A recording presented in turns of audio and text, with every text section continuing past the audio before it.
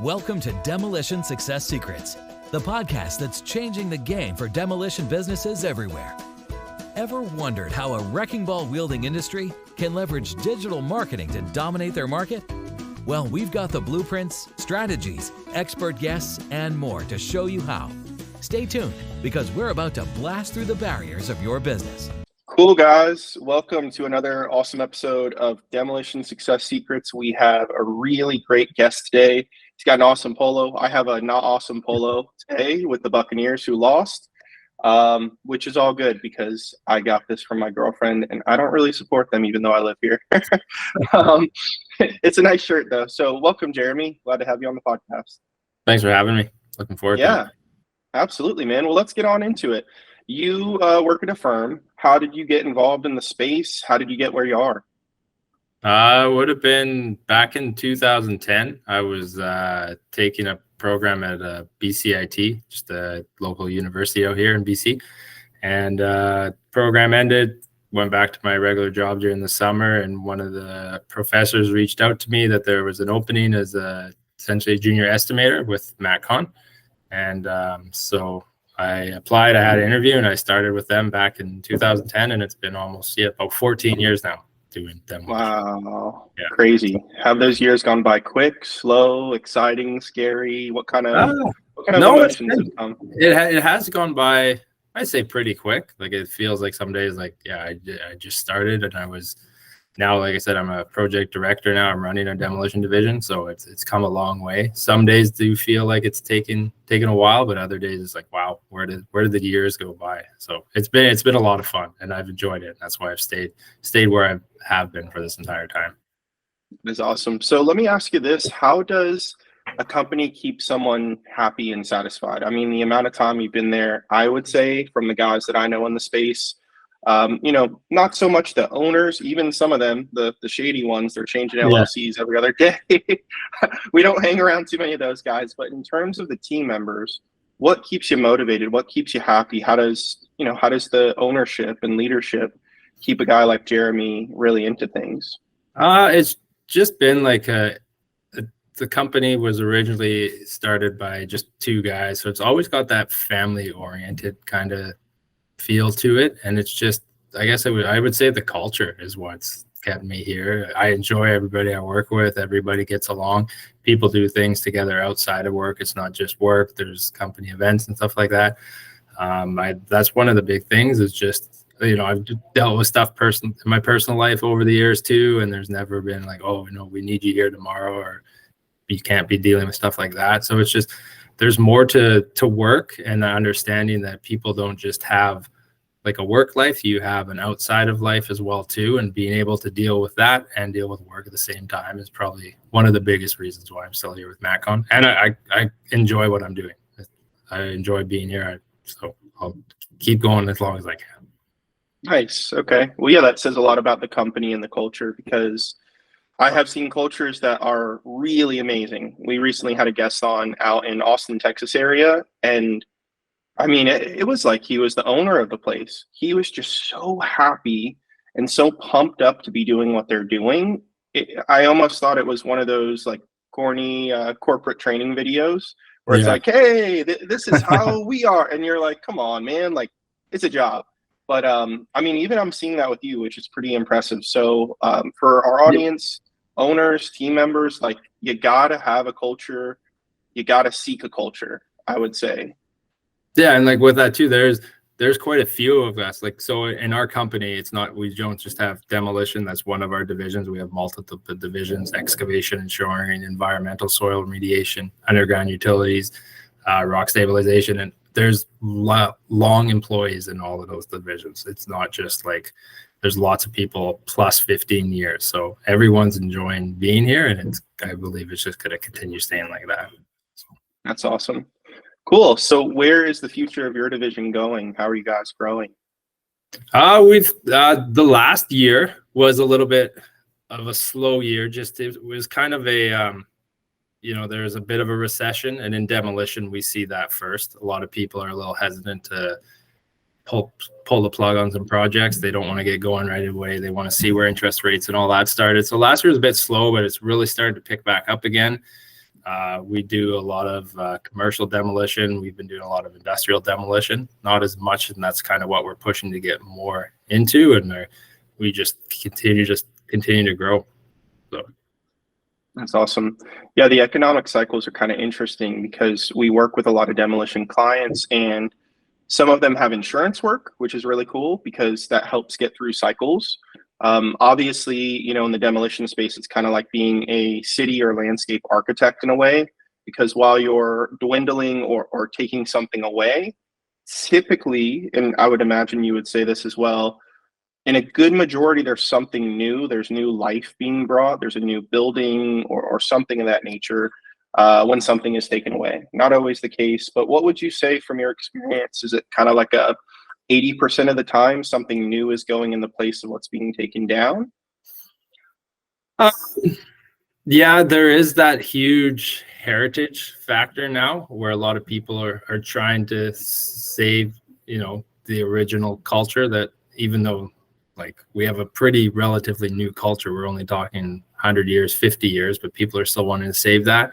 And it just kind of depends on the client and how much they want to save and express that into their new buildings. But I'd probably say 80% of it's completely gone and 20% of it's saved. So okay. And I find the parts where they try to save 20%, that's their goal, and then it comes to reality and you start, and then we can only do maybe 10%, and it just the cost just keeps going up to save portions of that. So it gets trickier in that sense. Okay. And what type of projects is kind of a sweet spot for you guys? Obviously, you know, you're looking to do more in certain spaces and things like that. Can you tell us what, let's say, current state today? Is a lot of stuff commercial, a lot of it residential? What size square footage and floors? We rarely do residential. We do a lot of high scale commercial. Ideal projects for us are usually ones that we can offer MatCon, like all of our services across the board. So we can go in there, we can wreck the building, whether it be like a 7-story, 10-story high rise.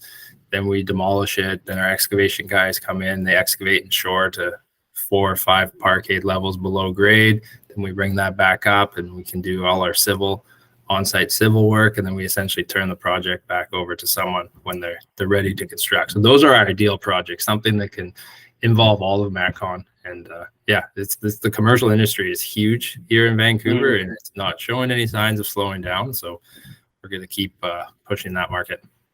That's awesome. And it's cool too, on your website, all the projects, like kind of in my world, we do marketing for demolition companies, and case studies are huge, right? I mean, you got to prove a concept. I think I give you guys a lot of credit because maybe it's just an American thing, but a lot of demolition companies, they just pride themselves on their name, their past performance and past work, referrals, things like that, which is great. A handshake is worth a lot. A reputation is worth a lot. I think in today's day and age, because it is, you know, getting frankly more competitive, we're seeing across the board, having something online that makes you as presentable as you are in person, or that your name is in the marketplace, it kind of is like the full picture. You know, it's like tearing something down and not removing the materials. So like your name is great. You guys could tear something down, great. But like just kind of closing that gap and finishing the picture of taking the materials as well and disposing of them, things like that, is kind of like that internet aspect. So I don't know who does your website, but I give you guys a lot of credit on that case study, so to speak, with the projects. Yeah, it's I appreciate it. I'll have to let them know because that's been a big push over the last couple of years. Is social media in a sense too. It's like getting your name out there. And like you said, a lot of our industry is built on like client base and building relationships, but there's so much more out there, and using the web to your advantage is huge. And that's been a big push in our company the last couple of years, and they've recently redeveloped that website. So I'll definitely pass that info on. That it's getting some likes, and it's working. Yeah, it's beautiful. It's cool because it shows like the capabilities, plus it also shows it in like an aesthetic light, because the business, it can be gritty. You know, I mean, you're tearing stuff down. You know, some people are imploding, some people are wrecking balls, and obviously there's different things with the excavators and stuff. It's not like, I don't want to say sexy, but it's not a beautiful thing to think about. But the way you guys have it presented is just, it's nice. It's a very, very nice thing. So not only are you guys on the internet, like you're a part of the modern world, but you also have something that looks good and it's appealing, even though the business isn't necessarily, building the skyscraper. It could be sometimes tearing that skyscraper down. Okay, Well, like so you said, love that. it's hard to tell. It's hard to show some of our projects because it's not like you said. You can't drive by and be like, "Oh, here, there used to be a building here, now it's gone." So it's kind of hard. So yeah, that the website does help in that aspect too. So yeah, That's thanks. cool. Definitely, we appreciate that. Yeah. Do you guys see, out of curiosity, that people will reach out because of that? As it is kind of that virtual suit and tie, good first impression. This could be a second and third impression, but is it something that actually drives business, or is it just a thing that you have for the sake of having it? It does. I would say it's not as big of a percentage. A lot of our work is just based on past relationships and work we've done with people in the past. But there are people out there who are looking online, and as we don't just work locally. We do try to do work more across the country, and it does help get our name out there. So very nice. Cool. Are there some insights you'd like to share with not your owners, but owners of demolition companies or large construction companies that they can kind of take as wisdom from someone like you, who is a valued employee, who's been loyal? What do you wish you could express to the industry's owners so they can better understand, people like Jeremy and what you guys are going through day to day? I would just say that, like, know your employees, and they're essentially the ones driving the ship. If your employees are happy, you're going to have a positive outcome. And if you can provide them a positive workplace, they're going to want to continue to work for you and do your best for them. But that's my biggest thing. Like, if you create a negative space and a place where no one wants to be there, then why would someone going to want to come and show up to work for you? So okay, cool. Any maybe like incentive-based things such as bonuses or commissions? Or I talked to one of my clients estimators recently, and he's kind of given me some behind the scenes on what incentivizes and what kind of disincentivizes. Any kind of behind the scenes that you could share, not of yours, but just to owners, so they can better understand what makes you guys tick? Yeah, there's always like RRSP plans and bonuses. Those are always helpful. Extended medical, extended benefits, those are always huge. And like, it seems like a little cost, but if you can get 6 or 7 massages out of the year, that definitely goes a long way. So it is little simple things like that, little perks. And even, like you said, handing out a couple of polos, like getting your name out there on some swag that you might think is, oh, here's an added cost, I got to pay for some t-shirts. But if guys are going to wear those t-shirts, it goes a long way. So I'd say, especially like, when they're Under Armour, they're not like some junky shirt, something nice, like you want to wear it. Yeah, exactly. Oh, we've had over the years, there's been some hats and you're like, oh, where did this come from? But it's come a long way. There's, like you said, if you make something that someone wants to have and wants to support, then obviously they're gonna support it. So got it. Awesome. Cool. Any fun projects that you've done that you've kind of been eyes and ears on that you would like to share? Maybe 2 or 3 that stick out perhaps, or were really, really special or cool to you? Well, one of the ones technically we're still working on, it's this Oak Ridge project. It's one of the biggest projects in Western Canada. We started there in January 2020, demolishing the entire mall, which approximately was about 50,000 square meters, which would be, I guess, 550,000 square feet of floor space. Not small. Not small at all. It was going on. We were there for about a good 3 years doing the demolition and the abatement. And we also, our excavation and shoring guys were on site as well, excavating. There's 8 towers going in there right now. So we would start doing the demolition. They would be in behind us doing all the excavation. And then we also had our soil remediation guys on there as well, because there was a large portion of contaminated soils to come off as well too. So it was quite the project. I actually first provided budget pricing myself for it back in about 2011. So, oh my gosh. Yeah. So a lot, like, we provide budgeting all the time. And then to just have a project that you provide budgeting through over the years, and that size finally kick off and finally start has been a lot of fun. You know, it was about 35,000 cubic meters of concrete that was all recycled, left off site, a few thousand tons of steel. And it happened during COVID, which was an unpredictable year. No one really knew what was going to happen. It was originally going to be in a multiple phase for us for demo. We started on the north and the south, and then COVID hit. The mall was essentially empty. No one was there. And so they were like, well, I guess if everyone's going to be gone, we might as well just continue on with the demo. And it just kept rolling. And it was a lot of fun. And since then, though, in all the new construction, there's been little hiccups here and there in the new towers, and we still have crews on site. Oh, we want to put an escalator here now. We need an opening. So we go back and demo there. So it's about 4 years now, 4 years since January that we've been on this project. So that's quite a large demo project. So oof, that's crazy. Okay. Yeah. Maybe we'll get a part 2 story. Any other job that comes to mind? I'm sure like that's a massive one and it's still active, but yeah, maybe is there a number 2 that comes to mind? Yeah, we did this lime plant up in Cache Creek. So we had to decommission a lime plant up there, and that was the time we did our first implosion. So we got to knock over a couple. We call them large beehives. They were like 80 foot high steel towers essentially. So we imploded those, dropped them down. That was pretty cool. There was about 2,000 tons of steel.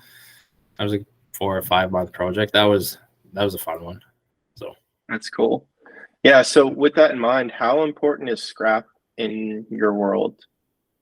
It's very important. There's value in scrap, and it fluctuates monthly. So it's hard to put firm in a price, and it's a gamble you have to take. If you think there's a large amount of scrap, okay, maybe our price doesn't have to be as big because we can actually make some money off the scrap, but then the project sits and waits for 4 or 5 months, and then the scrap value goes down. So it's hard to like lock it in. That part that makes it a bit tricky. It just, I don't know. That's why I like demolition. There's so many. Every site's so different. Like for instance, that Oak Ridge to demoing a mall to demoing a plant that's out in the interior. There's so many different aspects to both of them, and it's just like it's why I like coming to work, I guess, because it's just different every single day. That is cool. And you guys again you're artists in a way. It's different than most people would think of it. Most people think of building, when you guys are again kind of deconstructing so many of times something can be put there.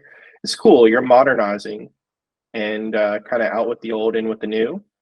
It's really, really interesting. And I think unfortunately, and this is part of why we have the podcast, is bringing that to the ether. Of course, most of our listeners are industry based, but we again do have normalized kind of general citizens, and they probably could have no conception of what you guys do day in, day out.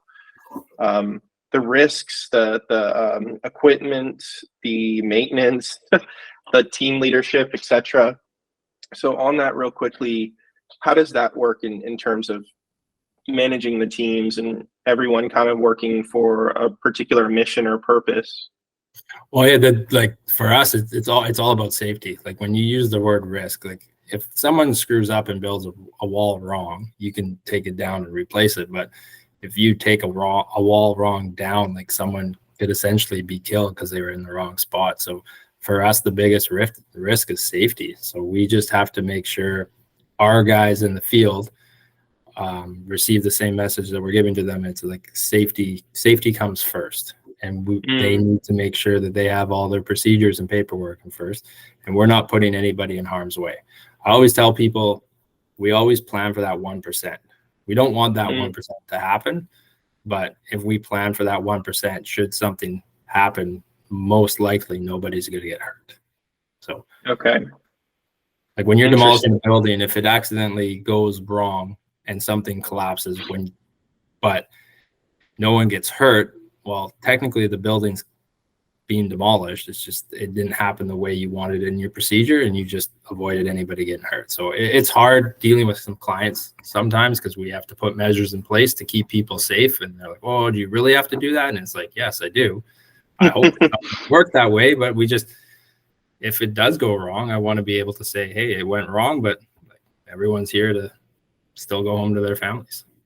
Right. Yeah. And you guys checked off the boxes kind of thing. That's fascinating. So what are the clients giving you a headache about? Is it that it makes things take longer or slightly more expensive? Like, what's the problem? There can be an added cost, or a lot of the times too, it's people want things demolished, but it could be adjacent to something that they still want to have open. And it's like, oh, we can have people walk right here. And it's like, okay, we're tearing down a 7-story building and you want people walking along the sidewalk? No, we'd rather push them to the other side of the street. And so then you got to get a different permit. It's explaining to them like the reason why we're doing it. We're not trying to delay a project. We just want to make sure everyone's safe. And they do get it. It's just it might take a few extra days to put up some safety measures. To them, that's added schedule, right? So yeah, interesting. Okay, and most people's, I guess, missions are, at least clients, typically it's to get work done yesterday. Is that right? They usually are pretty, let's get it done, let's move, come on. Yeah, everyone wants to get their project done as quick as they can, but a lot of people, that's why we have repeat clients though. As much as we might add a tiny bit extra to the schedule, it's like, well, our track record is we continue to get it safe. And it's why they would hire someone like us. It's like, okay, we need to get it done by this date. Is that feasible? Well, it's feasible. Let's add a little bit of factor in for a little bit extra here. And that way everybody goes home safe. So it's just a matter of sitting down with a client face to face and actually bringing them to site and showing them what we're explaining, instead of just like an email battle. It's amazing how much it actually helps to go to site, explain them that, oh yeah, okay, we never thought of that. It's like, okay, well, yeah, that's why you guys essentially hired us, to make sure that this building comes down on time, on budget, and safely. So yeah, and I think it's interesting because it's not just like their team members, their clients or customers who are coming. They also have to factor in is like, a building can go on their building. A building can go on to a building that's a neighbor's building or something of that nature. So it's not just this whole, and I think maybe some potential clients of yours, they're thinking, I want a price that's as cheap as possible, timeline that's as quick as possible. And I would imagine that you guys, may not always be the quickest or the cheapest, but you are valuable, which is a blend of, price, time, certainty and things. I would imagine you've had some interesting run-ins maybe with companies that are not as high caliber as you guys, who have maybe come in cheaper or they can do it quicker, and there have been some headaches that have come with that. Is that kind of news that you guys hear out there in the world of horror stories from other vendors? Yeah, oh yeah, and there's always guys going to be out there that can quickly come in. And I guess when other people get slow, they're like, well, I have an excavator. How hard is it to go wreck something? And there's a skill to it. So, and there's always going to be people that can come in and like, oh yeah, we can do this for half the price. And it's like, okay, well, did you really think of putting in all these other factors? And so that is what it is. That's our price we provide. And if you want to go with someone who's half our price, that's up to them ultimately. And I wish them the best of luck, and hopefully we can get them on the next one. Right. Yeah. Or you'll be coming to clean up the mess of the other guys. Yeah. And the hard part with demolition too is a lot of people, it's not like, is what I was saying earlier. When you drive by a site where the building's demolished, it's gone. So it's not like you're looking at it. If someone was cheaper, you're not looking at a cheap product the rest of your life. The building's gone. How you got there, that's up for them to live with. So. Interesting. Very, very interesting. Well, cool. Do you have any insights you want to share other than what we've covered so far? Again, we have so many different audience members from different backgrounds. Any things that you think would kind of pique their curiosity? Not that I can think of off the top of my head. The hardest part lately is just dealing with it's a big clash, and it's not just speaking with demolition. There's a big clash of a couple different types of generations in the workforce now, and that's been one of the biggest challenges, is dealing with essentially dealing with two different types of generations that look at work completely different. So yeah, tell me about that. Maybe we can go in more detail. You have the old school people, you have the new school people. Sometimes the new school people have an old school heart. I'm kind of that kind of person where I'm modern. I use technology, like I'm cool with that, but I also want to get the job done well, get a job done right. So what have you seen? Because I assume not all the time the young ones are always the hardest, or excuse me, are the hardest headed, or the least wanting to work, and the oldest ones are not always the ones who want to do things right and are just adamant to work. So can you tell me, is the breakdown what people would assume, or how does that look in your world? Yeah, I think there's a misconception, and everyone just labels this younger generation as lazy and the older generation as they worked harder. And it's, well, the younger generation also, like you said, they have technology that aids the work and allows the work to be done easier and not as effective on your body. Whereas the older generation, you had to work hard, you didn't have the technology, and they were working these long days, essentially killing themselves. And so they feel that they need to keep working that hard, and they look at a younger guy who the technology is doing a bit of the work and they're monitoring it, and they're classified as lazy. So dealing with the two generations is a bit tricky, but I don't know, they learn to adapt. So that's interesting. Okay, so I guess moral of the story is, for anyone with hiring power to demolition company, take everyone on a case-by-case basis, irregardless of their age. Of course, you got to do that for discrimination policies and this and that. But have you found maybe any interesting mechanisms or ways to test people before they come on as a part of the team to see where they align with, irregardless of their age or their background? Like, what do you guys do to get good team members? A lot of the part, though, is it's hard to judge by essentially a resume, because you can put whatever you want on a resume. And even with then a quick 5-minute phone call before you're even in-person interview, that can go a long way. Or just set them up, and if they have time, try them out for a week or two during their probation, and you can learn a lot from that as well. So yeah, we'll hire anybody. So if anyone who's keen to go to work and learn, and we can give them the opportunity, then there's plenty of work for them out there. How much of a difference does it make if they have experience in demolition versus not having experience, from your perspective? I know it depends on the role and things, but I would say it depends on the role, but it depends on the person. If they're willing to learn and try something new, then I don't think the experience matters that much. Especially in our workforce, we have so many experienced people who like to share their knowledge, and they want to teach essentially younger people and or older people. We have older people who come work for us who don't have demolition experience, and we've created a team culture that it's not about like just me and I'm going to be here and I'm going to be the best and work hard and not teach anybody. It's like, if I can teach those around me, it ultimately makes my work easier, right? So it's that culture, that mentality we have, that we're building a team. It's not an individual. So yeah, I like that. Well, and plus it makes it safer. If certain incentives are in place, it makes us more money collectively as well as individualistically. That's cool. I like it, man. Well, yeah, we're going to round off the podcast. Who is good to get in touch with you guys? You know, what type of business role, that kind of thing, in terms of if they need work in your area? Who is a good person? Is it just general contractors? Is it developers? What does that look like? Well, we get contacted by general contractors direct. We do a lot of work for developers direct, because we'll do a lot of work ahead of time. It's the biggest thing that delays a lot of projects is permitting. But you can get the demolition of a building down, and then you can wait for all your permits later. And instead of bringing on a general contractor and having them on payroll for a couple of years to get everything else going, developers will reach out to us direct, and we can go wreck and get ahead of time too. So yeah, it's anybody who can get a hold of us. So interesting. Okay.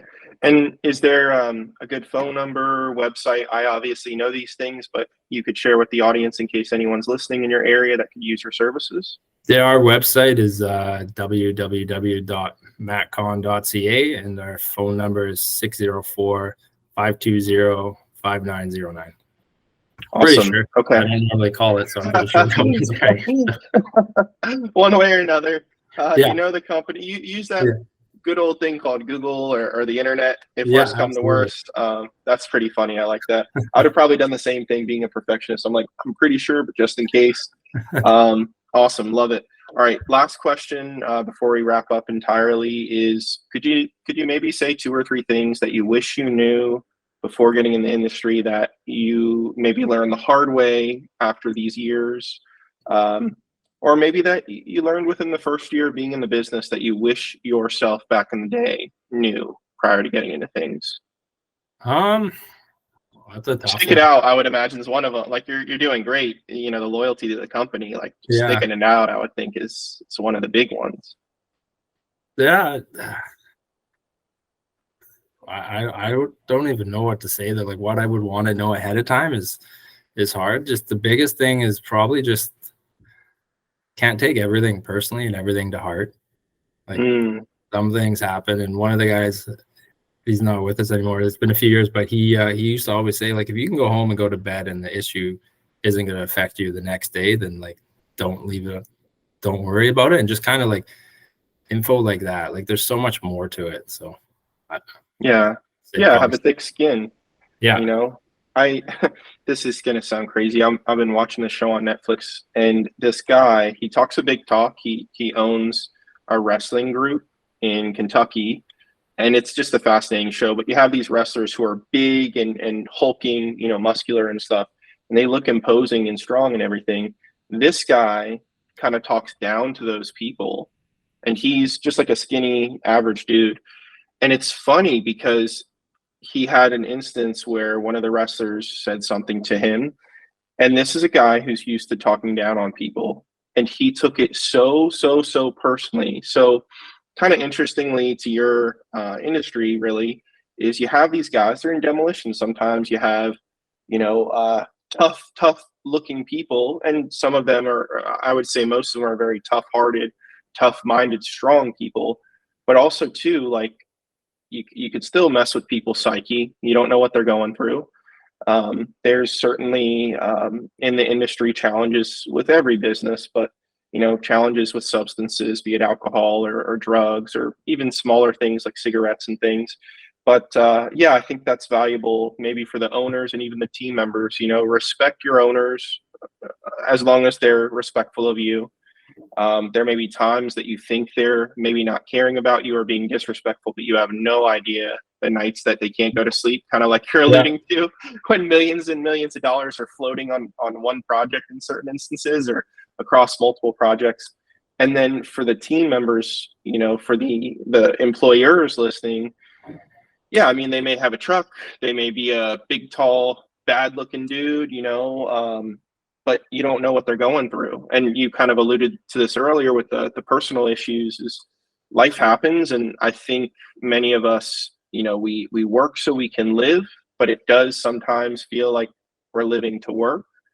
So just keep an eye out for your team. You know, keep an eye out for your leadership too. Like, everyone's a human, even though sometimes it may not seem like it. They sometimes have to act certain ways just so you can get a paycheck or something of that nature. Or so they can keep the doors open so they can keep people employed. So love it, man. I think that's kind of a cool way to end here. So thank you so much, Jeremy. Really enjoyed having you guys on. We are going to sign off from the podcast. So thank you guys. Jeremy, thank you for coming on. Thanks a lot for having me. I appreciate it. It was fun. Absolutely. That's a wrap for this episode of Demolition Success Secrets. Stay tuned and subscribe for more explosive insights from our upcoming episodes. Until then, continue to blow up your demolition business and make the competition rubble in your path.